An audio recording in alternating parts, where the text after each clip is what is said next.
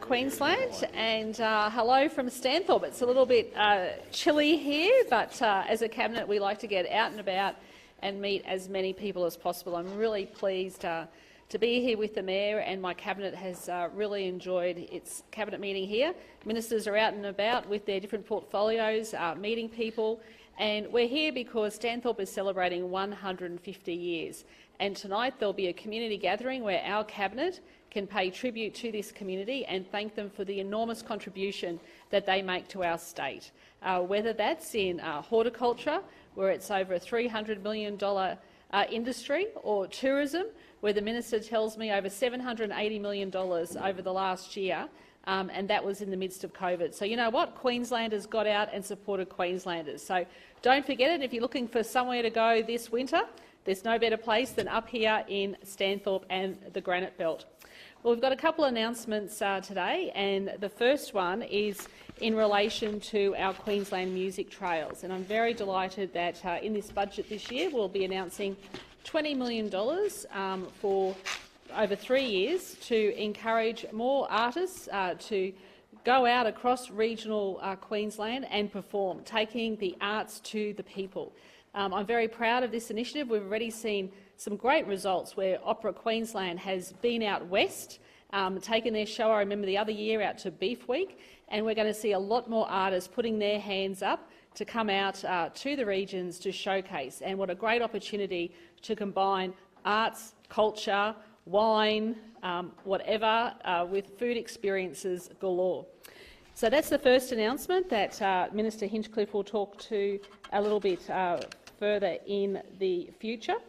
In a moment, but also today I'm also pleased to announce that the Cabinet had lengthy discussions about the pipeline from Toowoomba to Warwick. And as everyone knows, water security has been a big issue. Drought has been a big issue.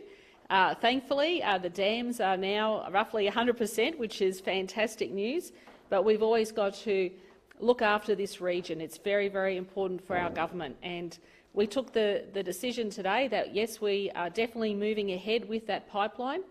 We expect work to commence, I think it was next year, Minister Butcher? End of this year. End of this year, there we go, even bringing it forward a little bit further, which is great. It'll also provide some security to some of the townships as well. But the other thing too is when this region asked for our help, we stepped up, and that was when this township went through the water crisis. We stepped in with over $11 million, and we paid for the carting of the water from Warwick to Stanthorpe. And now we also have to drought-proof Warwick. We don't know what's going to happen in the next 5 to 10 years, and if we don't act now, we don't know what's going to happen. And if Warwick runs out of water, well then Stanthorpe's definitely going to run out of water, because there's going to be nowhere to be carting the water from. So that's why today we have made the decision to invest over $300 million for the pipeline, which is fantastic news for the whole of this region. So some good news today for everybody.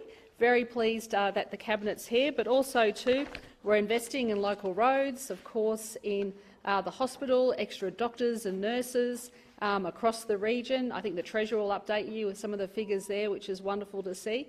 And money into our local schools. Education is very important as well, so over $800,000 into Stanthorpe High School.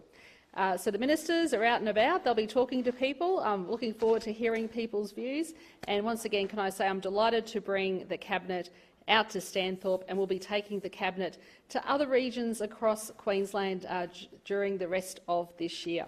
So I'll hand over to Minister Hinchcliffe first, and then we might hear from the Mayor, and then we'll hear from the Treasurer and the Water Minister. Thank you. Thank you, Premier, and it is wonderful to be here in Stanthorpe as part of these sesquicentennial celebrations for the community, and to be part of celebrating all that is wonderful around our regional communities and the opportunity they provide, particularly for our visitor economy. And that's why it's particularly the right place to be announcing the budget commitment of $20 million over the next 3 years to the Queensland Music Trails. This is an initiative of the Queensland Music Festival and a concept that has proven itself up with some a trial, a bit of an opportunity last year, and we got this is a way in which we can support 4 trails right across different parts of regional Queensland, and see that prove itself up even further as part of a way in which we support bringing the arts to communities right across the state, and by doing that provide a great opportunity to encourage more people to explore at greater length those regional communities. Through the impacts of the pandemic, we've seen domestic tourism boom and be quite successful, particularly here in Queensland and particularly in regions like the southern Queensland country region, which includes the Granite Belt. We've seen, as the Premier said, some $785 million of expenditure in this region in 2021, and that's, in terms of domestic expenditure, that's up on what we saw even in the year of 2019, before the pandemic. So we've seen some great success, but how do we keep that rolling? How do we keep that moving forward? And we think it's a wonderful opportunity to combine the delights and joys and inspiration of music, involving, potentially international, definitely national, but also local talent, and putting it on display in communities to bring together that opportunity of the joy of music, the joy of the arts, and landscapes, and bring those experiences together to encourage and inspire more people to travel and stay longer in our beautiful regions right across the state. So I might hand over to Joel from the Queensland Music Festival to speak very briefly about what this Queensland Music Trail looks like. Thank you, Minister. Just begin by acknowledging Premier Ministers, Mayor Vic Panisi, distinguished guests, especially including QMF Chair Anne-Marie Willett, who's here with me today. My name's Joel Edmondson. I'm the CEO of Queensland Music Festival. I'm here today to introduce the Queensland Music Trails Initiative. I could not be more thrilled and proud to be standing here today. This is a transformational initiative for the state on a number of different levels, and it's the end of an extensive period of collaboration between different parts of the Queensland government. So it's a real statement about the way the state can work together to make a real difference.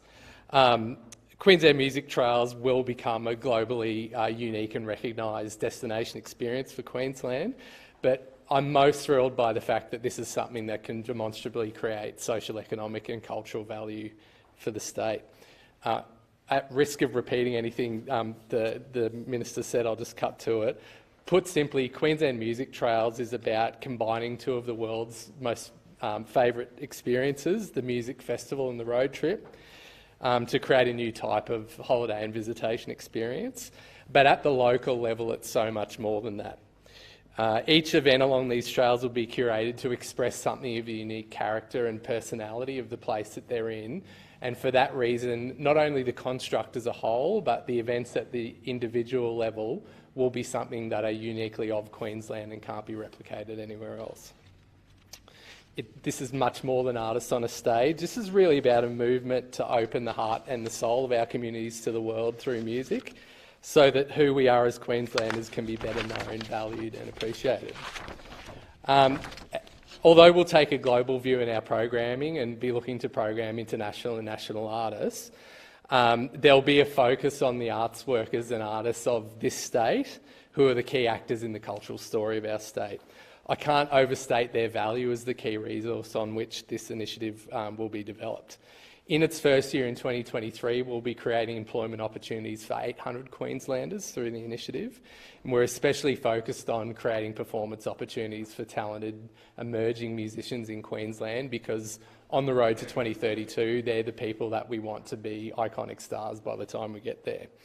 Just a little more now on the specifics of the trails.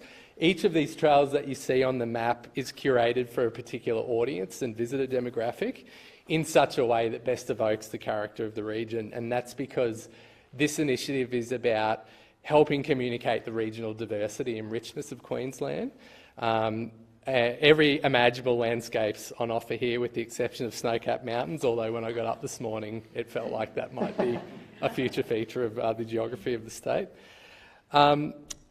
While all of the trails will feature Aboriginal and Torres Strait Islander content, it's our ambition to use this construct as a way to especially build on Far North Queensland's reputation as a hub of First Nations cultural experiences.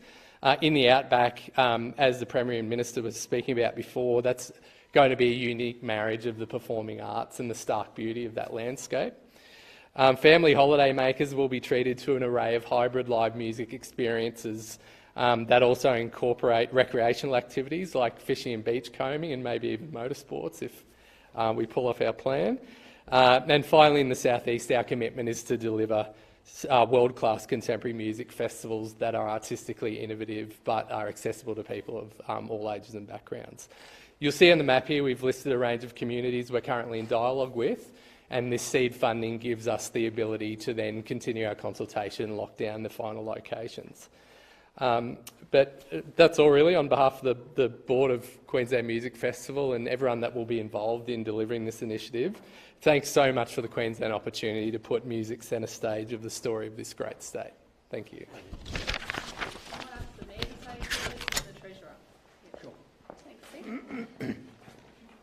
Wow, we got Country Cabinet here.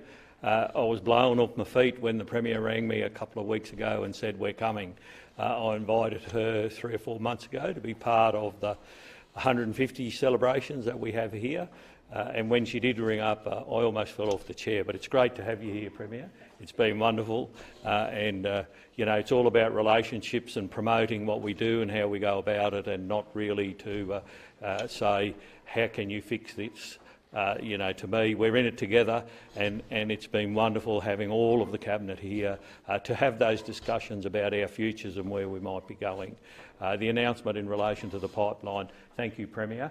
I say again, you know, when we were in dire straits, the Premier and this government and this Cabinet stood shoulder to shoulder with us, helping us with that water, and the conversion to carded water was seamless. The people that were receiving that water didn't notice anything other than they had to use it wisely, and they did. And the amazing thing is they are still using it wisely.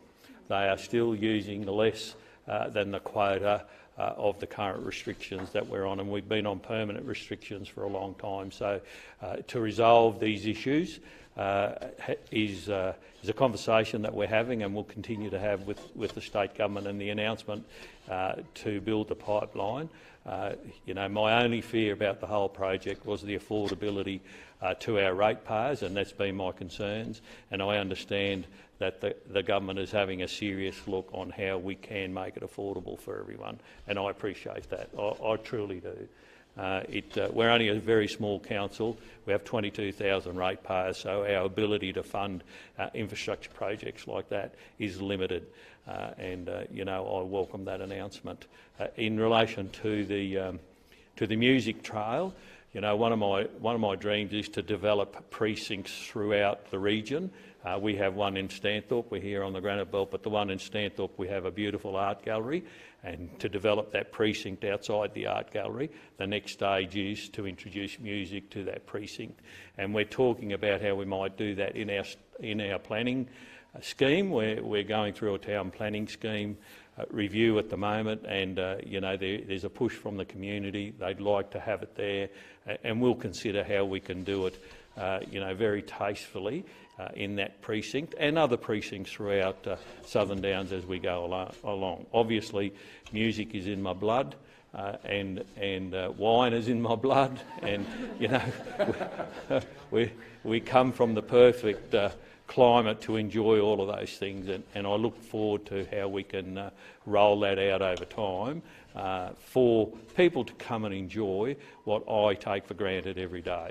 I often say it's a great place to live, work, play and stay, and I think those of you who have spent any time here would agree that you know, that is definitely not a lie. So, Premier and Cabinet, thank you so much, and I look forward to the rest of the day, and maybe I've invited the Premier to cut the 150th birthday cake tonight, and I look forward to that as well. Thank you. Treasurer? Well, thanks, Mayor. Thanks so much for your warm welcome. Stanthorpe, where the climate's and the weather's a little cold, but the welcome is always warm, and we are so honoured to be here for the 150th anniversary of this community. Like so many regional communities, Stanthorpe and this district has contributed so much to our state. Firstly, through agriculture, veterans coming back from the First World War in particular, and more recently through tourism. And so we're honoured to be here for this celebration tonight. And because of our regions, our budget next week will have a strong focus on investing in regional Queensland. And we've seen that today with two important announcements. A $300 million investment by our state to support water security in this community, such an important investment. And of course, the investment in the Queensland Music Trails, $20 million over 3 years.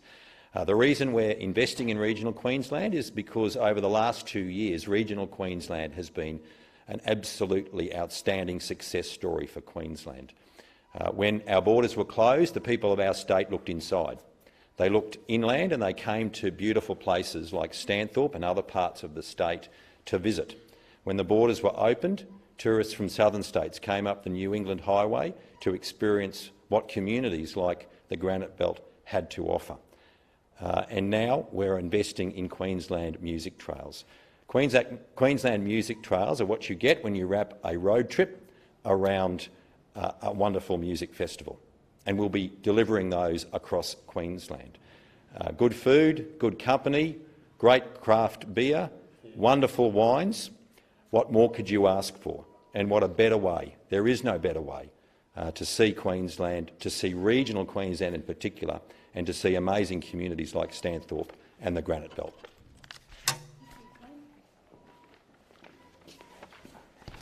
Thank you, Premier, and great to be here today. We had dinner last night with the Mayor, and just to hear his thoughts on what his vision is for this region. And one of those visions, as he just said before, is water security for Stanthorpe and for Warwick and his area of Southern Downs.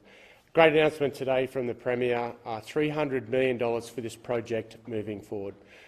This is now the time that we can get on with building this project. There is going to be over 420 jobs involved in this process. It's a 108-kilometre pipeline from Toowoomba through to Warwick. This now will guarantee, when we've seen before, Leslie Dam has been empty. Last time I was here it was 4%. We've seen Storm King Dam empty, and I was grateful when they did have rain, the Mayor sent me photos doing a pose like he's thankful for the water coming down. We want to make sure as a government, and the Premier has made it quite clear, the water security for regions like the Southern Downs is critical. And today, with this announcement, this means that we are getting on with it. Both Toowoomba and the Southern Downs will both benefit from this project. We've got some conversations to happen over the next month or so with both the mayors, just in relation to some of the concerns that have been flushed out in the past. We're working very close. We're flushed out, thank you for my pun.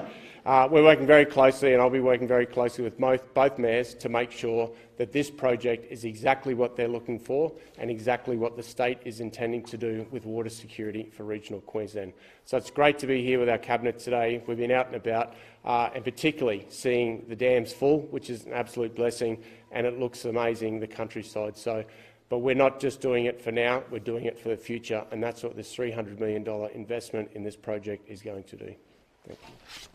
Thank you. So we expect the construction to be finished in 2026, and like we said, over 400 people will be employed, so it's a good job-generating opportunity for this regional community as well. So we're happy to take a few quick questions. Is Toowoomba Regional Council on board with this pipeline happening? Well, I think they should be, because we're putting $300 million into it. What will you do if they actually vote to oppose it? I doubt it. They're not happy about it. Well, we'll give the $300 million to someone else that wants it. I'm quite sure the community wants to have water security. It's the biggest issue they've been raising with me, and we're delivering it. Sorry? There are 4 communities that are looking for support. That's right, yeah. But if they say no, how else could... I'm not going to deal with hypotheticals. No worries. Yeah. Anything else? I should also say the Mayor gave us all apples today at the Cabinet meeting as well. I think he wants us all to be a healthier Cabinet.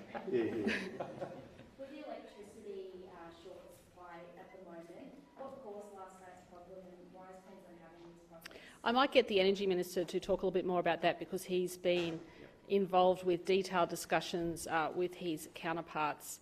But let me say this, Queensland is energy rich. What we do know is that Queensland has been the state that's been doing the heavy lifting, that we've opened up our gas fields for domestic supply, where New South Wales and Victoria refused to do so. And now New South Wales and Victoria, our southern states, are drawing on our supplies here in Queensland. We're all in one nation together, and we all need to do the heavy lifting, not just one state. So it'll be something that I'll be raising at when we meet with the Prime Minister and other premiers later on this week. But I'll get the Minister to do a little bit more in-depth discussions with you about what was happening. Are there any other questions for me? Premier, the start-owned saying with 16 licences in Queensland, just quickly. Yeah, the Attorney-General is addressing that today. Perfect. You have to speak on why it took so long to... No, it didn't take long at all. I mean, Cabinet's been taking these issues very seriously, and we've been watching what's been happening in New South Wales. So, you know, we looked at what's happening there, we're looking at it very seriously, and the Attorney-General's acting. Regarding road safety, have there been any developments on regional-specific issues like Canal Road? You'll have to ask the Transport Minister on that. Yeah. Okay, I'll hand over to Mick. Thanks, Mick. Thanks, Premier. So in respect to the national electricity market, as the Premier said, Queensland has been doing the heavy lifting for the entire East Coast, whether it's on supplying gas to New South Wales and Victoria, to opening up more gas fields for exploration. But the main thing that I want to reassure all Queenslanders is that the system is operating, that we don't expect there to be widespread outages, as we saw some commentators predict yesterday. The market is working as it should, and I have full confidence that the market operator will continue to work with Queensland's publicly owned generators in the electricity system, and also continue to successfully instruct the private sector generators to supply electricity. So the system's working, and for the foreseeable future we'll continue to manage it accordingly. Who's going to pay for those generators to meet the shortfalls? Well, all electricity consumers make a contribution to the cost of electricity through your electricity bills. What we have seen globally, though, is an increase in the price of various commodities, including coal and gas, and they are for reasons including the war on Ukraine and sanctions on Russian gas.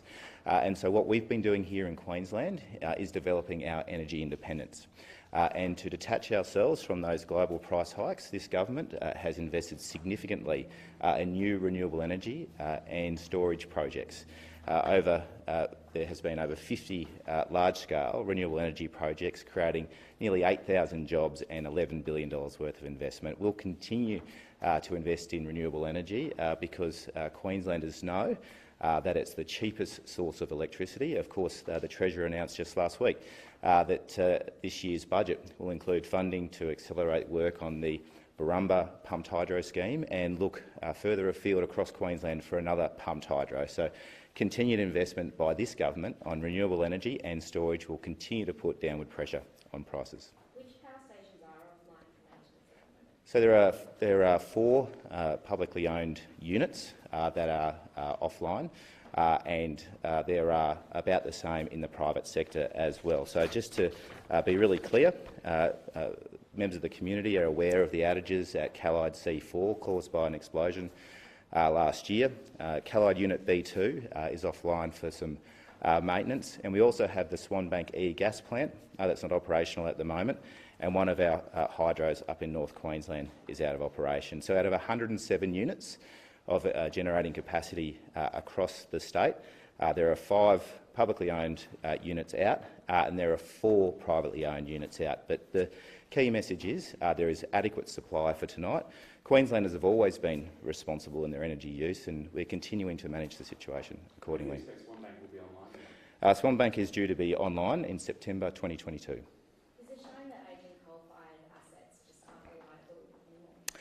Now, what it's showing is that energy prices in Queensland are connected to global energy prices. And if our nation, and in fact our state, want to detach ourselves from the impacts of those global price shocks, We need to continue doing what the Palaszczuk government has been doing and continue to invest in renewable energy and storage here in Queensland. We have the world's best resources when it comes to renewables: our sun, our wind, our water, our mountain ranges. Just last week, we broke ground on the largest wind farm in the Southern Hemisphere right here on the Southern Downs. So continued investment in initiatives like that will continue to keep downward pressure on prices. We've also delivered Queenslanders a further cost of living rebate. So all households will receive $175 back in their next electricity bill to help manage those cost of living pressures that all families across the nation are facing. Oh, look, there's been a range of impacts on the resources sector. Of course, 6 months through the La Nina of rain meant it was difficult to access coal supplies. There's been some challenges with our railway lines, but I have every confidence that our generators have access to enough coal reserves, enough gas reserves to be able to make sure that the lights stay on tonight. What's your advice to people that are already living so close to the poverty line who are facing those skyrocketing power prices? I mean, you said that there's going to be a subsidy, but for people that are living close to poverty, what are you going to do with them? Well, clearly, the best thing that we can do is continue to retain public ownership of Queensland's essential services like electricity. So the energy market bodies forecast an increase in electricity costs, and this government made sure that they had a rebate that exceeded the cost of those small increases. So we've put money back into the pockets of Australian families. But we need to remember that the energy system in Australia has been all over the shop because of 9 years of mismanagement by the Abbott, Turnbull and Morrison governments. It's refreshing we now have a new Australian government, the Albanese government, prepared to work with the Palaszczuk government and other state and territory governments to make sure that we can continue to put downward pressure on energy costs. Okay, thanks everyone. Given that we do own so many of our own power sources already, how is it that we've ended up in a situation? Well, we've ended up in this situation in this nation across the East Coast because of 9 years of mismanagement by the coalition in Canberra. They had over 20 energy policies in 9 years, no investor confidence, and they hardly spent a dime here in Queensland when it came to new renewable energy projects and storage. So we have seen this nation fall behind the rest of the planet in terms of its investment. Queensland, though, has done the heavy lifting. The Palaszczuk government has seen a massive uptake in rooftop solar. That's putting downward pressure on the cost of living for Queensland households, one of the highest uptakes of rooftop solar in the world, including in communities like this one. So we'll continue to maintain public ownership of the electricity system, and we'll continue to invest, and we look forward to working with the new Australian government on that. Thank you.